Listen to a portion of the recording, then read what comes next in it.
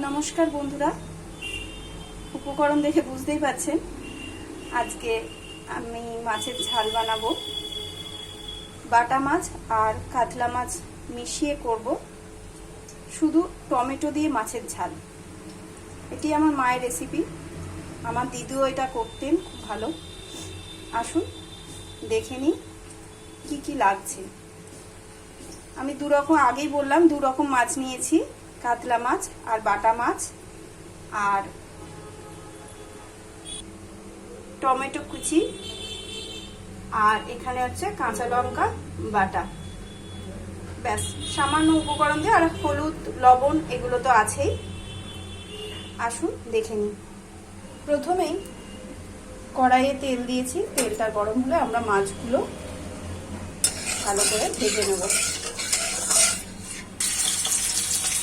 মাছগুলো দিয়ে দিলাম, ভালো করে আমরা মাছগুলো ভেজে নিই। শুকনো ভাতে এই মাছের ঝালটা খেতে আমাদের খুবই ভালো লাগে, আপনারাও খেয়ে দেখবেন। রাঙা মাছ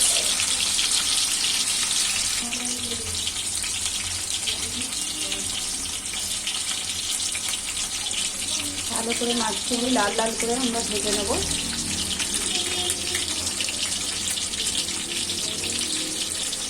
নামটি শুনেই বুঝতে পারছেন রাঙা মাছ, অর্থাৎ লাল হয়ে থাকবে। দেখি কেমন হয়, আর আপনারাও দেখুন কেমন হয়। লাল লাল করে ভেজে নিয়ে মাছগুলো তুলে নেব, বাকি মাছগুলো আবার ভেজে নেব। মাছগুলো তুলে নিলাম, ভাজা হয়ে গেছে। এবার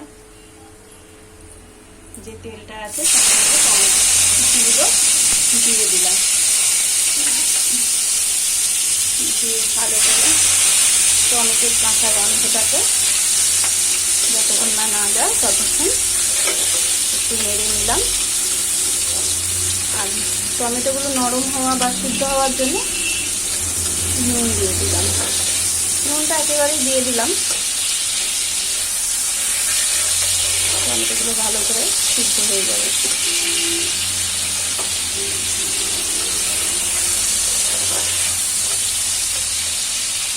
দেখুন সিদ্ধ হয়ে গেছে।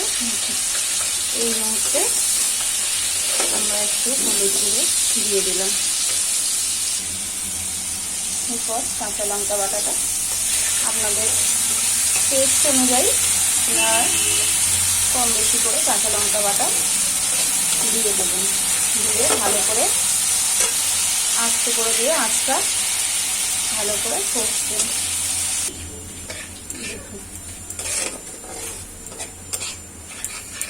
মশলা থেকে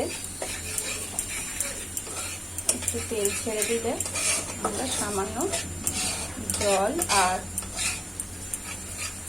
চেরা কাঁচা লঙ্কা দিয়ে দেবো। অল্প করে আমি একটু জল দিয়ে কষিয়ে নিই।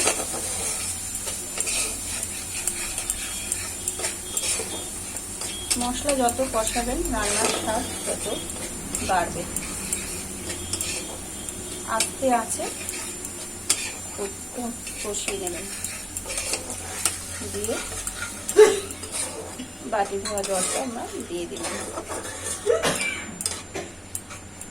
তার সাথে কাঁচা লঙ্কা চিরাটা দিয়ে আবারও ভালো করে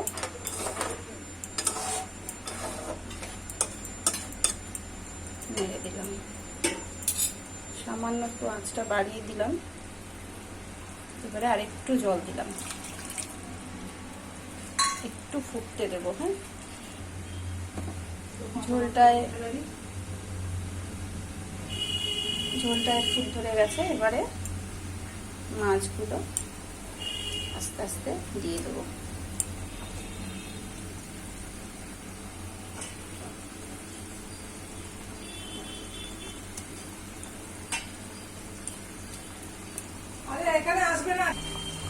মাছগুলো সব তুলে দিলাম, আর একটু ফুটতে দেবো।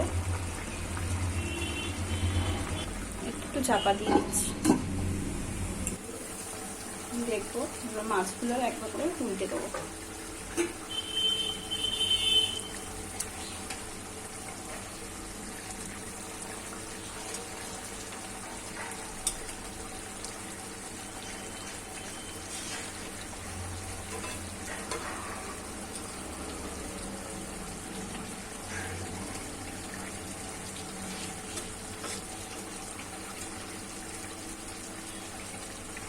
একটুখানি হতে দিই। দেখুন আমাদের রাঙা মাছের ঝাল রেডি। বাটা মশলা দিয়েও এত সুন্দর মাছের ঝাল যে করা যায়, আপনারাও দেখুন, অবশ্যই ট্রাই করবেন।